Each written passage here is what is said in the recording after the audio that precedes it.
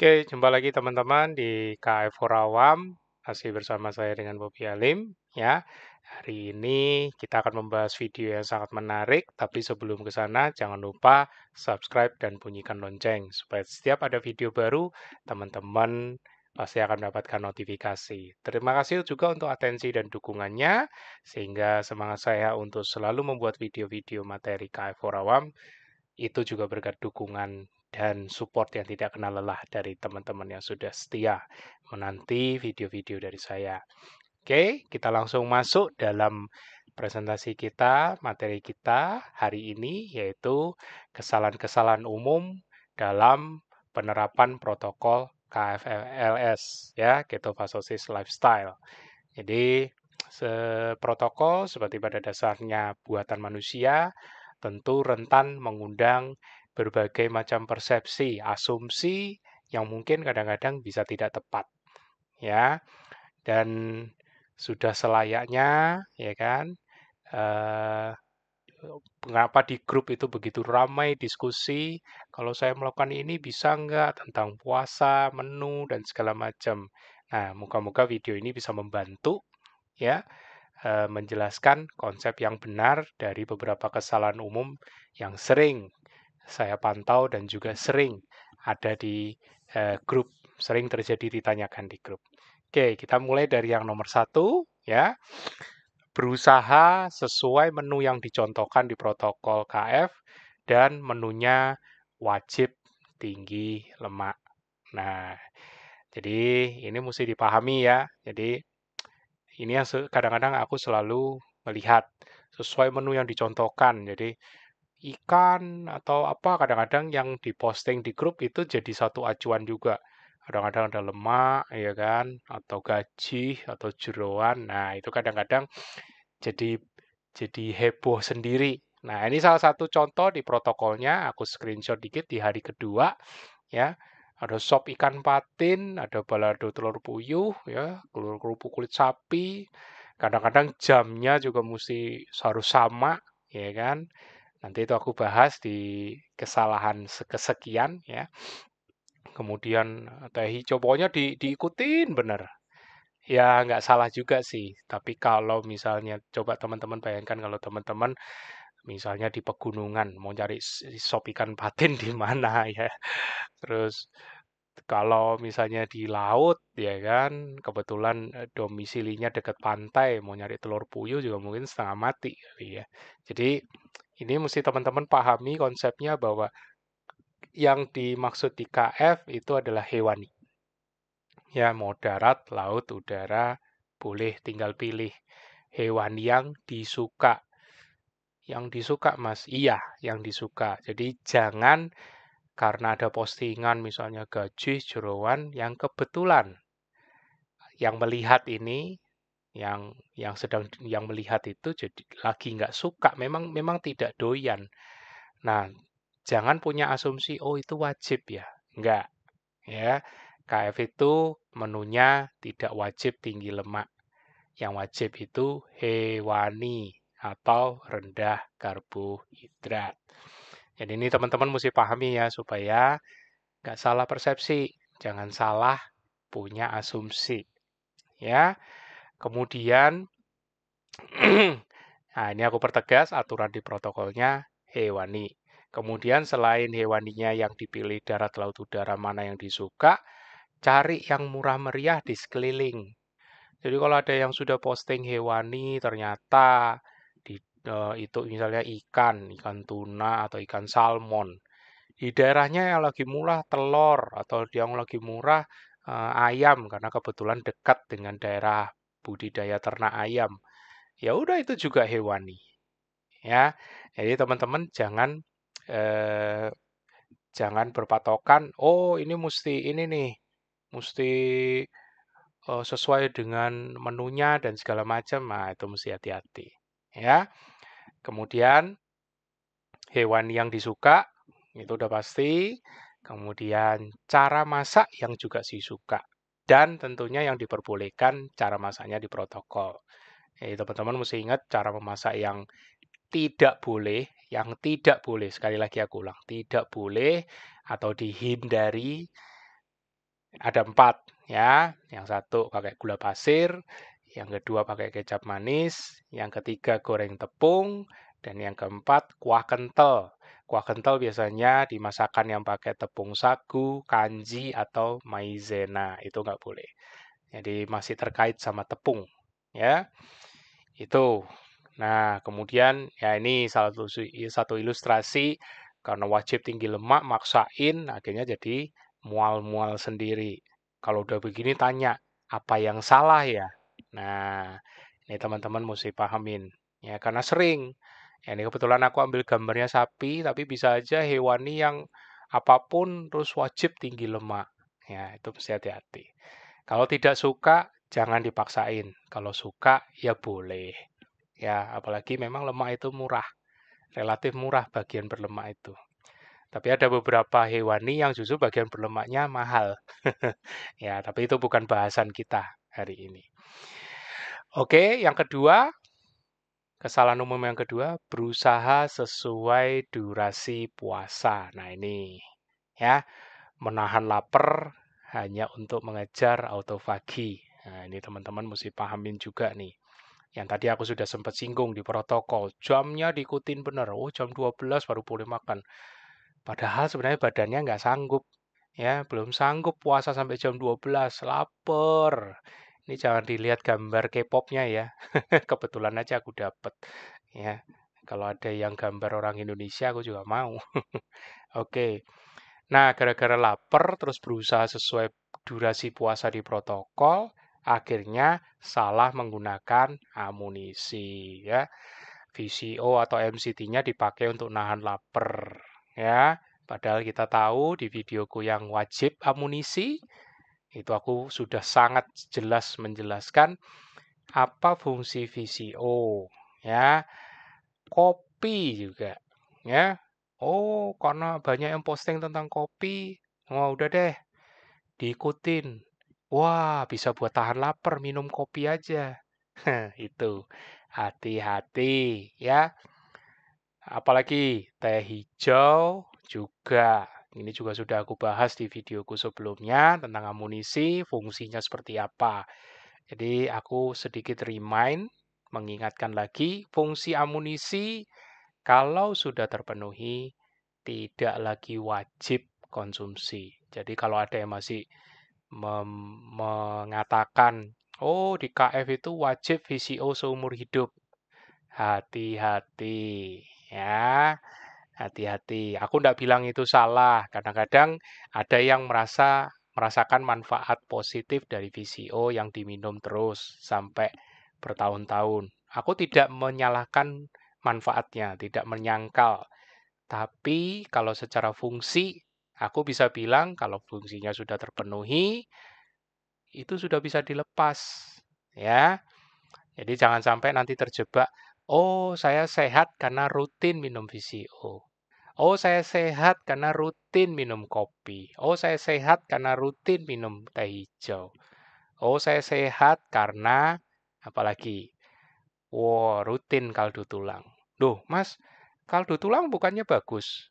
Kan itu sumber mineral. Betul. Ini aku konteksnya kesalahannya karena menahan lapar. 4 item ini punya efek menekan sinyal lapar. Teman-teman kalau berasa lapar, VCO bisa hilang laparnya. Kalau kopi juga sama, efeknya juga ngilangin lapar. Teh hijau juga. Kaldu juga sama.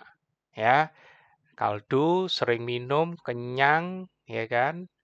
Tapi sebenarnya itu benar nggak sih, Mas? Kan memang harus sesuai puasa supaya ngejar autofagi. Nah, benar kan? Jadinya kesalahan kan. Autofagi itu bukan dikejar-kejar. Kadang-kadang ada yang berpikir, oh aku harus autofagi supaya katanya harus di atas sekian jam puasa. Padahal badannya belum sanggup. Kok tahu Mas badannya belum sanggup? Lah itu lapar muncul ya. Konsep puasa di KF itu konsepnya memang tidak lapar. Ya, benar-benar tidak lapar tanpa bantuan amunisi apapun.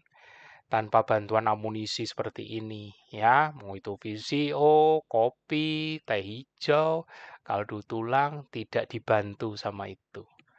Ya, jadi jangan sampai punya keinginan mau ngejar autofagi. Oh, soalnya katanya bagus itu Mas autofagi. Iya, bertahap. Puasa di KF itu bertahap seperti yang video aku di awal bagaimana memulai KF.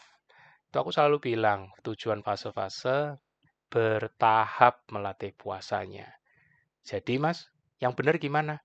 Kalau belum sanggup puasa sesuai durasi di protokol, ya udah, jangan dipaksain. Maksudnya Mas, ya makan. Loh, nggak apa-apa tuh. Ya nggak apa-apa. Kan yang dimakan kan hewani. Ya. Oh, nggak apa-apa ya Mas ya? Iya, iya. Kalau nahan lapar, stres nggak ke badan? Ya kan? Badannya rasanya stres nggak? Kalau sampai stres, bisa enjoy nggak menjalankan KF-nya? Itu. Ya. Oke, kesalahan yang ketiga. Ketosis itu wajib hukumnya harus kurus agar segera sehat. Nah, ini juga sering nih. Ini mindset lebih tepatnya ya. Karena punya mindset gini, wah, ngejar ketosis, ngejar autofagi, belum yang lain-lain. Padahal patokan sehat itu apa? Nih, aku sudah rangkumin nih. Selalu aku ingetin 7 parameter ya. Patokan sehat itu begini.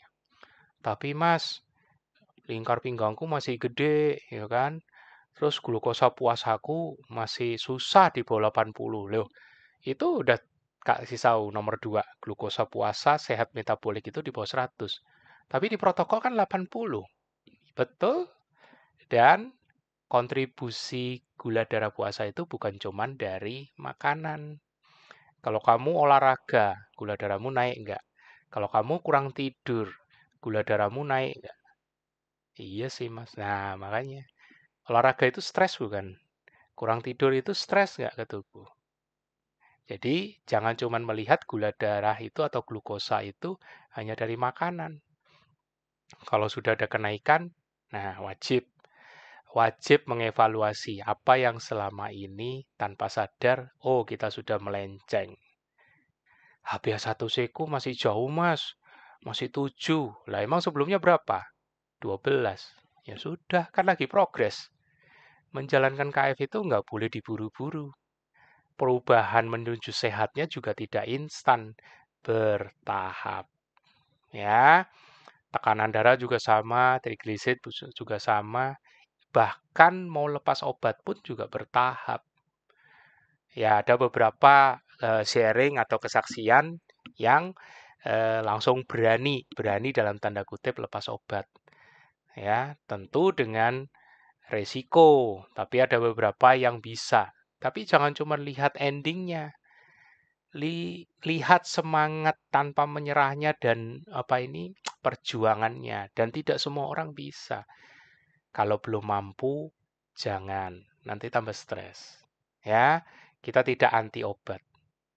Itu, ya. Kesalahan yang keempat. Ya, kesalahan yang keempat. Memaksakan diri wajib olahraga dalam tanda kutip taat protokol saat kondisi tubuh tidak mendukung. Ini sering banget. Sering banget. Jadi puasa harus sesuai, olahraga juga jadi wajib. Aku tidak bilang olahraga tidak wajib, artinya enggak. Kondisi tubuhnya harus dilihat.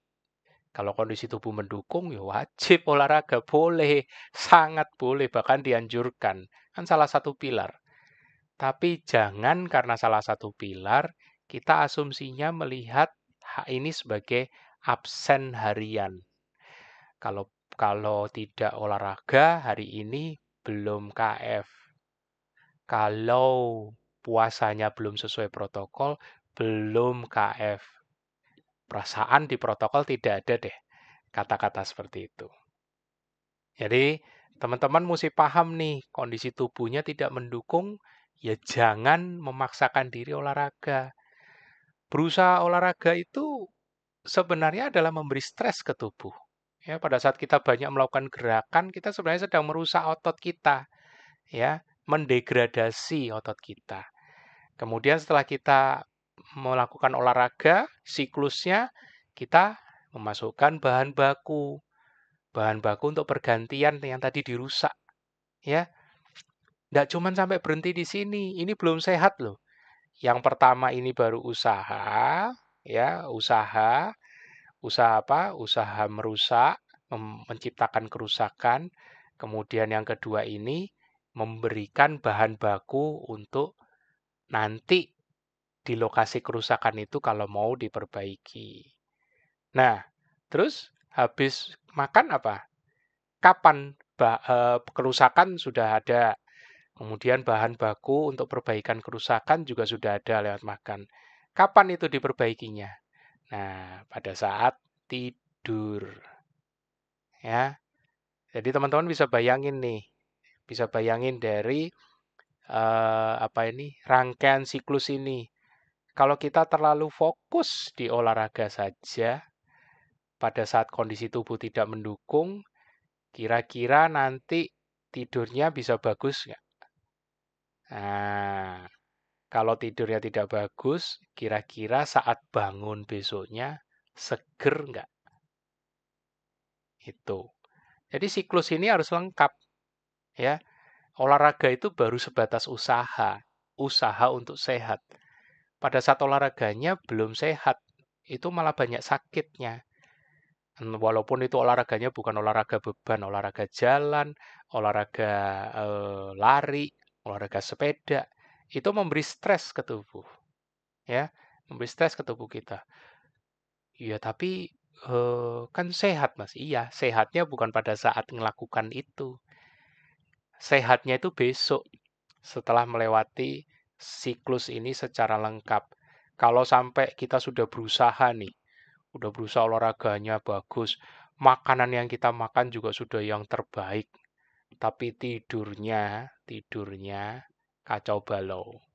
Ya, kalau tidurnya kacau balau, kira-kira besok bisa bangun seger nggak? Bangun seger itu kan indikator sehat ya. Wah, aku lebih seger. Setiap hari selalu baru, ya. Rasanya selalu baru. Rasanya pingin gerak. Kalau sampai kurang tidur, kira-kira sensasi ini dapat enggak? Nah, kalau sensasi ini tidak dapat, masa di hari yang baru itu, hari besoknya itu mau ditambahin stres lagi. Nah, jadi jangan memaksakan diri atau punya mindset wajib olahraga, ya kan? Hanya karena itu pilar, taat protokol, tapi nggak melihat kondisi tubuhnya sendiri. Hanya melihat, tuh, kata si A harus wajib, si B juga wajib, wah aku juga wajib. Padahal badannya lagi pada meriang, ya kan? Kadang-kadang ada yang ekstrim malah, oh itu harus dilawan, ya kan, harus ini. Iya, kalau masih bisa sih nggak apa-apa, walaupun ada resiko makin stres badannya, ya. Lah kalau yang benar-benar kakinya lagi sakit gimana? Masa maksain olahraga? Tangannya lagi sakit gimana? Nah, jadi please, tolong melihat pilar di KF itu jangan sebagai absen harian. Ya, oke, kesalahan kelima. Ya, jadi makin seru ini. Berharap kalau sudah ketosis tidak bisa sakit dan bergejala lagi. Dalam tanda kurung, lupa manage stres. Loh, kok bisa sih, Mas? Loh, kan banyak seperti ini, ya kan? Udah ketosis, udah bagus, ya kan? Tapi, loh, kok badanku ini lagi ya? Kok bergejala lagi ya? Banyak di grup itu yang sering nanya, aku ngalamin gini kenapa ya? Sudah KF 3 minggu, udah KF sekian hari, ya. Kan udah keto, udah ketosis. Kok nggak beres-beres? Kok sempet sudah enakan tapi kok ngedrop lagi? Nah, ini yang aku mesti bilang, ya. Kuncinya ada di otak. Kok otak, Mas? Maksud Mas lupa manage stres ini stres pikiran? Enggak. Bukan. Ini bukan stres pikiran, ya. Ini berbicara stres tubuh, ya. Stres tubuh itu melibatkan otak sebagai pusat kontrol dari segala kerja organ, segala kerja enzim, segala kerja hormon, ya, bahkan kerja sel-sel imun itu semua otak yang handle, ya. Loh, lah terus hubungannya dengan kesalahan ini apa? Ketosis itu cuman menyelamatkan otak dari energinya. Jadi ketosis itu menyelamatkan otak dari stres energi. Kalau dulu sebelum KF, energinya kan dari gula darah, dari glukosa. Glukosanya kalau telat masukin aja dari makanan, otaknya teriak. Kok tahu mas otaknya teriak? Lah itu lambungmu bisa teriak sakit itu emang bukan otak yang suruh. Atau kalau kamu keliengan, itu bukan otaknya yang teriak. Oh, itu ya, iya. Jadi, ketosis itu cuman hanya menyelamatkan otak dari sisi energinya saja. Energinya tidak lagi tergantung sama glukosa, bisa mengenali tangki bensinmu, ya, tangki bensinmu. Ya, di videoku yang sebelumnya, itu aku udah jelasin banget. Ya, hubungannya otak dengan ketosis, ya kan? Dan jangan lupa kuncinya ada di manage stress-nya. Ya, mengelola stres. Mengelola stres tubuh identik dengan mengelola stres di otak kita sendiri juga. Ya, seperti yang di videoku sebelumnya, ada stres fisik, ya, yang bisa memberikan input ke otak. Ada stres dari input sensor, 7 sistem indera kita, dan yang paling besar, internal stresnya kita sendiri. Internal stres dari otaknya sendiri.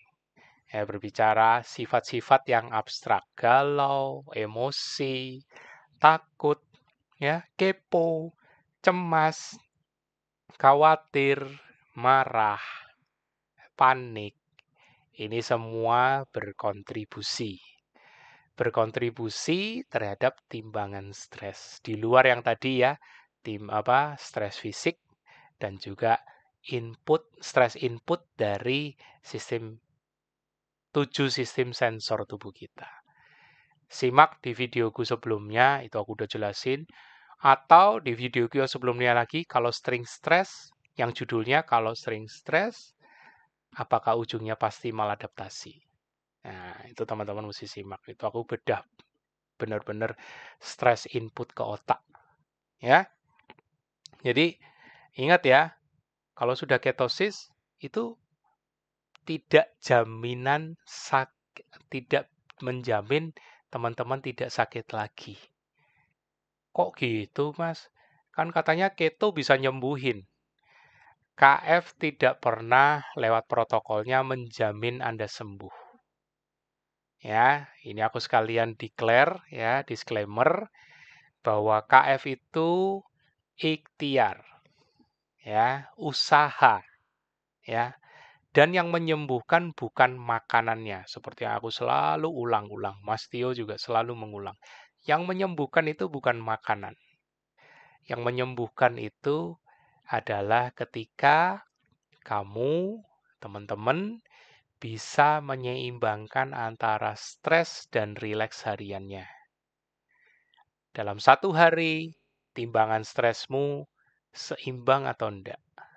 Lebih banyak stres atau rileks harianmu? Ya, harus balance. Kalau sudah balance, tidurnya pun juga bagus. Itu. Ya, itu yang menyembuhkan, bukan ketosis. Mas, berarti kalau aku nggak keto, berandai-andai ini ya, kalau aku nggak ketosis, tapi aku bisa manage stres dan rileks harianku, sehat dong aku. Iya, betul. Dari 5 pilar, makanan itu salah satu pilar hanya mengkontribusi 5%. Ya, hanya 5%. Selebihnya itu berbicara keseimbangan stres. Keseimbangan stres dan rileks, menakar puasamu, menakar olahragamu, ya. Kalau kondisi badanmu belum mendukung, artinya badanmu sendiri sebenarnya lagi stres tinggi. Entah itu karena ada riwayat penyakit, entah itu ada pola hidup yang tidak bagus, sering bergadang, dan menjadi sehat ketika pola hidup yang nggak benar ini dikoreksi. Kalau gitu ketosis sebagai apa, Mas? Modal. Ya, modal di mana? Ini. Karena otak ini pusat kontrol, ya, pusat kontrol segala kerja organ, segala kerja enzim, hormon. Kalau pusat kontrolnya ibaratnya listriknya, energinya biarpet, gimana kontrolnya bisa bagus, ya. Baru juga agak mendingan dikit pengendaliannya. Mati lagi, energinya kesendat lagi. Masukin energi lagi dong, masukin gula lagi. Ya kayak gitu. Ya, ketosis cuman menyelamatkan sisi energinya. Energinya tidak akan terputus karena tubuhmu, otakmu sudah mengenali tangki bensin tubuhmu. Tapi kalau pemicu dari internal stres, ya kan, stres input dari sistem indera dibiarkan tinggi terus, stres fisik tidak ditaker, tidak diukur-ukur, pokoknya asal hajar, puasa, berusaha ngejar autofagi, wajib olahraga beban supaya cepat sehat. Kira-kira otak masih bisa stres nggak? Iya juga sih, Mas. Nah, itu.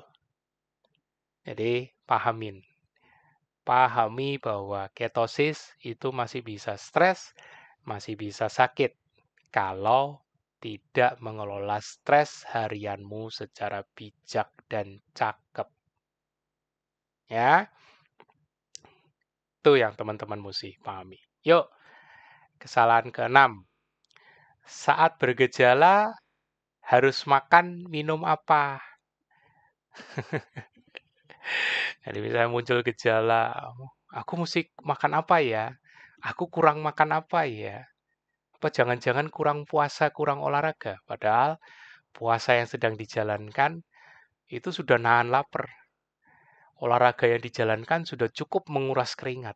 Tapi masih ditanya, apakah kurang puasa dan olahraga? Nah, ini mindsetnya harus segera dibenerin ya. Apa sinyal tubuhmu? Ya, jadi jangan langsung musingin harus makan atau minum apa. Apa kurang puasa dan olahraga? Ingat, puasa olahraga itu stres. Apakah betul harus ditambah stresnya?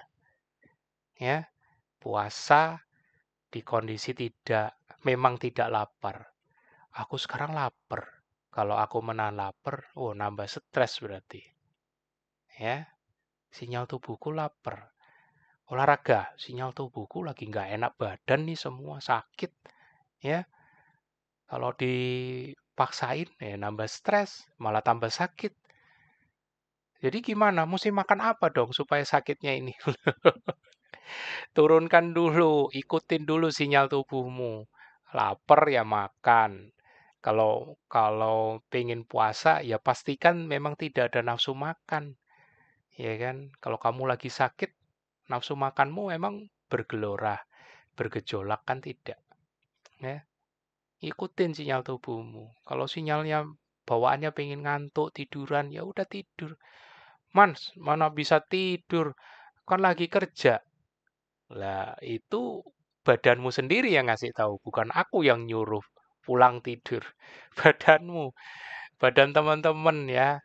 Kamu mau ngikutin atau enggak ya itu pilihan ya.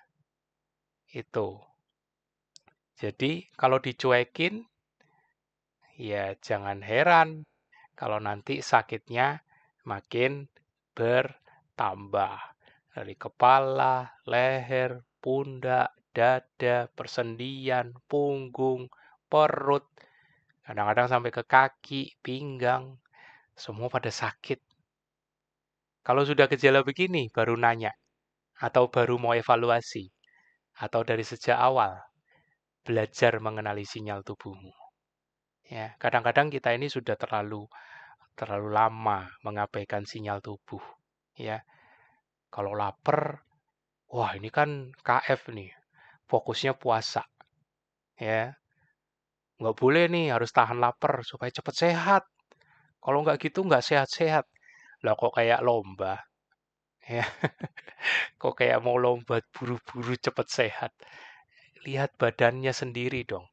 Jangan lihat badan orang lain bisa cepat sehat, terus kita kepingin. Ya kalau badanmu mampu, kalau badanmu belum mampu, ya makin ambiar nanti. Ya, jadi mesti tahu batasan badanmu sendiri. Jangan sembrono, ya, jangan sembrono. Nah, aku tutup dengan gambar ini ya, tumpukan kartu ya, ini butuh konsistensi, butuh tahapan ya, butuh apa ini? Kesabaran ya sampai bisa benar-benar nyusun setinggi ini ya. Godaannya juga banyak, gangguannya juga banyak. Kalau sudah kesenggol jatuh, waduh rasanya udah kayak ini. Tapi justru dari sini kita tahu ya, menjadi sakit itu butuh waktu ya. Pun mau sehat juga butuh waktu, proses dan kesabaran ya. Butuh waktu semuanya. Belajar ikhlas dan menerima di setiap langkah proses dan hasil perbaikannya. Mas, hasil perbaikannya kecil amat. Saya pengen cepat sembuh, pengen cepat seperti kayak dulu lagi bisa ini. Bahkan yang sudah CLBK sekalipun kadang-kadang suka keluh kesah kayak gitu. Aku bilang sabar. Ya, sabar Mbak, sabar Mas. Ya, jadikan yang kemarin itu misalnya sudah sempat mengarbu, ya sudah itu pengalaman berharga. Jangan terus itu yang dipikirin, aduh nyesel aku gini-gini. Kan mau ini sudah kembali mau berketo lagi, berKF lagi.